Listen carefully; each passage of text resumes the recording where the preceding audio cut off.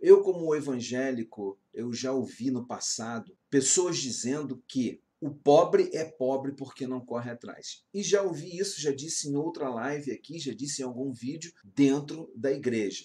Como se isso fosse uma verdade, como se isso refletisse aquilo que é o assunto do nosso vídeo, da nossa reflexão de hoje, que é a posição, a forma como Jesus lidava com a miséria, com a fome, com a pobreza. Essa frase dizer você tem mais é que correr atrás ou você não tem porque não corre atrás, ela tem muito mais a ver com sistemas políticos e econômicos criados pelos homens do que propriamente com uma nação que se diz cristã. Sim, inclusive o presidente da República, que usou essa frase, entre tantas outras frases bizarras e absurdas que Bolsonaro já usou, essa é apenas mais uma delas. Se a gente parar para lembrar, a gente vai entristecer o nosso coração.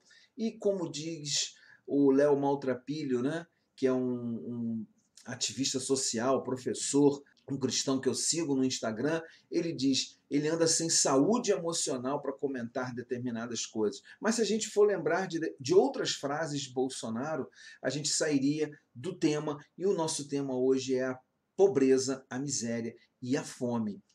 Mas ele disse isso, que ele não cria empregos, que ele não está nem aí para isso, que a iniciativa privada é que cria emprego e que você tem mais é que correr atrás. É certo que, de certa forma, o governo não cria empregos só para os militares. São milhares de militares com segundo emprego criado por canetadas do presidente da República. Então, não é bem verdade esta frase, que ele não cria emprego. E por que ele não disse para esses militares, vocês têm que correr atrás? Porque ele preferiu colocá-los em cargos do governo. Bom, isso é um assunto para uma outra reflexão. Mas o fato é que os governos, eles têm sim responsabilidade de promover o bem-estar para as suas populações, para os cidadãos que estão debaixo da responsabilidade dos seus governos. Hoje, segundo pesquisa aí, medindo até 2021 e início de 2022, nós estamos com 33 milhões de brasileiros que vivem com menos de R$ 289 por mês. Pelo levantamento, que usa dados que começaram a ser coletados em 2012, esse é o pior cenário já registrado no Brasil.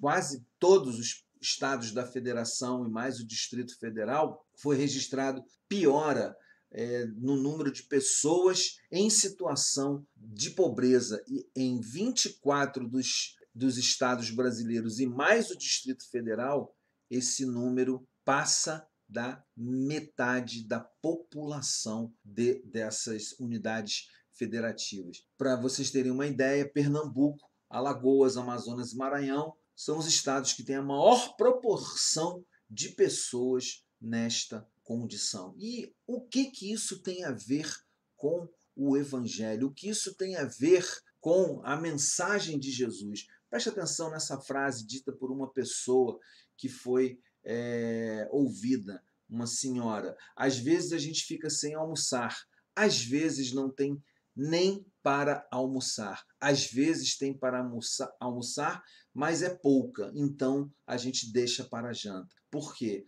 Jantar, porque a noite é mais longa. Então, é uma situação trágica num país que tem como mote, inclusive mote esse utilizado por uma grande rede nacional de telecomunicações, dizendo que o agro é pop, o agro é tecno, o agro é isso, o agro é isso, o agro é aquilo. E repetido indevidamente pelo senhor presidente de que não há fome no Brasil porque nós temos o agro, o que não é verdade. O agro é muito mais para produzir exportação e enriquecer aqueles envolvidos no agronegócio do que para tirar a fome da mesa das pessoas, tirar a fome de dentro da casa das pessoas. Então, é uma tristeza muito grande a gente ver isso acontecendo. Já não fazem mais parte da realidade brasileira políticas públicas de combate à pobreza e à miséria, que entre 2004 e 2013 reduziram a fome a apenas 4,2% dos lares brasileiros. Não estou aqui, então, me preocupando de dizer que este ou aquele governo fez isso ou aquilo, mas para dizer que sim, ao contrário do que disse o presidente essa semana, nós temos que ver o governo agir com políticas públicas que possam sim diminuir esse quadro de miséria, de fome, de pobreza extrema. O que isso tudo tem a ver com Jesus, a espiritualidade e a fé e a mensagem do Evangelho?